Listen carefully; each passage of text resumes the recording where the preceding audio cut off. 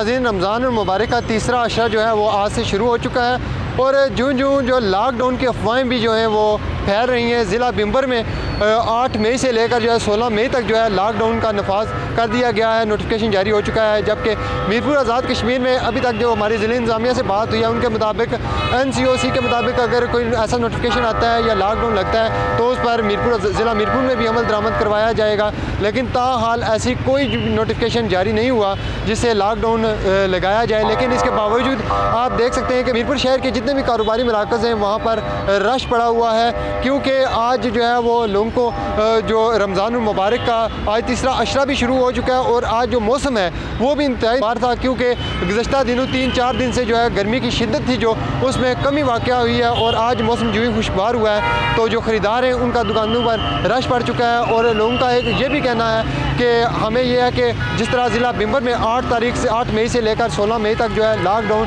का नोटिफिकेशन जारी हो चुका है कि आने वाले दिनों में ज़िला मीरपुर में भी लॉकडाउन लगने का कभी इम्कान है, जिसके बायस लोगों ने आज जो है वो शॉपिंग सेंटर का रुख किया है और शॉपिंग सेंटर में जो है वो रश पड़ा हुआ है लोगों का, और ताकि आने वाले दिनों में अगर लॉकडाउन लग जाता है तो ईद की ख़रीदारी जो है वो एडवांस में लोग कर रहे हैं। और इस वक्त तक हमारे जो नाज़रीन हैं जो देख रहे हैं अदालत न्यूज़ को, उनको ये बताते चलें कि ज़िला इंतज़ामिया की जानिब से अभी तक ज़िला मीरपुर में किसी भी किस्म का लॉकडाउन का नोटिफिकेशन अभी तक जारी नहीं हुआ। जी।